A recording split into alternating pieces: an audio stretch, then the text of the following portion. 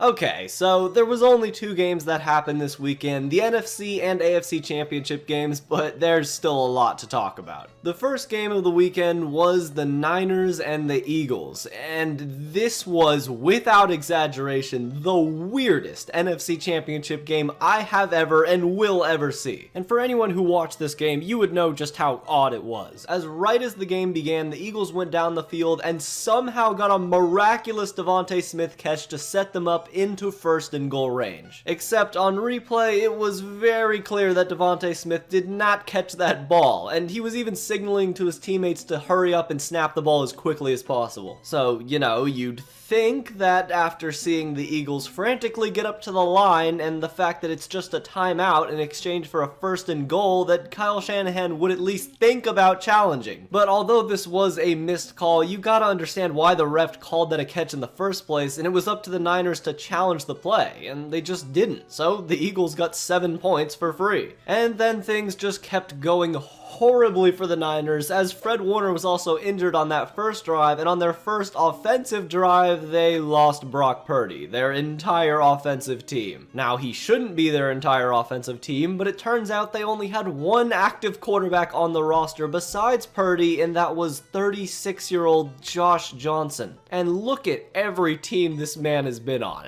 There's no way he should be even close to a roster in 2023. But regardless, the Eagles also clearly were not at 100%. This was Jalen Hurts at maybe 25% of what he usually is as an MVP candidate, and the Eagles subsequently did not do much on offense. And after a few punts and Jalen Hurts missing a wide open A.J. Brown on what would have been a touchdown, Josh Johnson clearly couldn't get anything going with this offense, so if the 49ers were going to do something, it was going to be because of Christian McCaffrey. So they tried to test to see how far their late season trade acquisition could take them, and it took a while, but Christian McCaffrey finally got the offense going all by himself and scored a crazy touchdown where he did some Marshawn Lynch stuff and got into the end zone. And yes, although the 49ers obviously were just riddled with injuries, if this were a fully healthy Jalen Hurts, then I think the Eagles would have won this game by 49. Regardless, with the second quarter winding down, there was only a 7-point difference between the Eagles and the Niners, even with everything going wrong for the 49ers. But their biggest mistake of the game happened when they decided with Josh Johnson at quarterback to try and get some points before the half. It's just not worth the risk at all. With a no-name quarterback, why would you try to do something here? You get the ball in the second half, so there's no point in taking any risks. And they paid the price, as Josh Johnson fumbled and the Eagles got the ball back. They immediately scored, and the Eagles now had full momentum, as the 49ers did nothing with the ball in the second half. So the Eagles pretty much iced the game after limping down the field with a bunch of penalties, and they finally got into the end zone with their formation of death. And now with Brock Purdy in the game, because of Ndamukong Suh doing what he does to Josh Johnson, they were a fully one-dimensional offense and could not throw the ball at all. So yeah, the game was just over, and too many injuries just piled up for the 49ers, resulting in their demise. And now you're in a very tricky situation, kind of. You have 3 quarterbacks who can all probably start in an NFL roster, and 2 of them are going to leave, and 1 of them is going to stay. So we'll have to see if maybe they trade Trey Lance. But luckily for them, their division sucks, so they'll be back. And for the Eagles, they just need 2 weeks to get healthy for the Super Bowl. They made it back, but it was clear that this was not them at full strength. The score may say otherwise, but they did not play a good game. The defense was good, but Jalen Hurts is the entire engine of this team, and if he's not fully healthy, then you're not winning the Super Bowl. So just rest him up, and we'll see how it goes in the big game. Well, here we are. Finally, the AFC Championship rematch from last year, where we get to see Joe Burrow step into, Burrowhead and battle the Chiefs. But early on, it was kind of surprising how little Mahomes was affected by the sprained ankle. Now, later on in the game, that would be different, but it looked like he was almost 100% healthy early on. And the Chiefs were just torching the Bengals defense, except they were a bend not break kind of unit. So although they got very close to touchdowns multiple times, they ended 2 successful drives with only 6 points. And for most of the first half, it was kind of impressive how much of a defensive battle this game turned out to be. Both defensive coordinators were throwing everything at possibly the 2 best quarterbacks in the AFC, and it was actually working. Until finally, on one Chiefs drive, it looked like the Bengals had them, but on a 4th down, of course they went for it, and of course Patrick Mahomes threw it to Travis Kelce for a touchdown. And then on their very next drive, Joe Burrow threw an interception, and it looked like this game might just get out of hand. But once again, that bend never break Bengals defense did it again and stopped them and kept the Bengals in the game. And after an interception was called back because of a pass interference, the Bengals drive had kept going. And after coming close to a touchdown, they were able to get 3 points on the board, which was huge, and it kept this game from possibly being 20-3, instead now being 6-13. And as usual, apparently, the Bengals stopped the Chiefs on their opening drive, and Joe Burrow went right down the field and got a touchdown to T. Higgins. So we had a tie game, and we just knew that it was going to come down to the wire at this point. Anyway, Mahomes was put into a 3rd and 10 situation, and it looked like after another drive, the Bengals were just not going to break again, but Mahomes threw a laser into MVS, and he caught a touchdown to give him a 7-point lead. So how would Joe Burrow respond? Well, he didn't do too well, but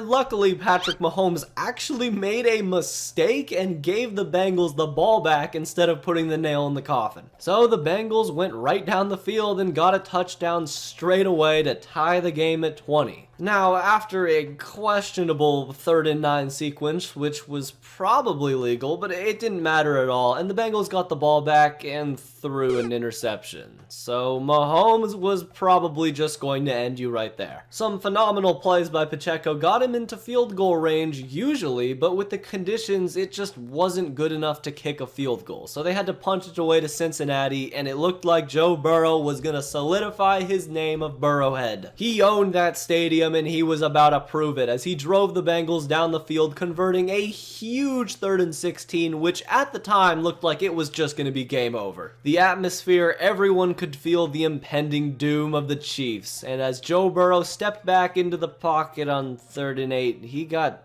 sacked. Wow. Okay, so the Bengals are going to punt it away and rely on their defense. Can they hold up one more time? Personal foul, unnecessary roughness, defense number 58.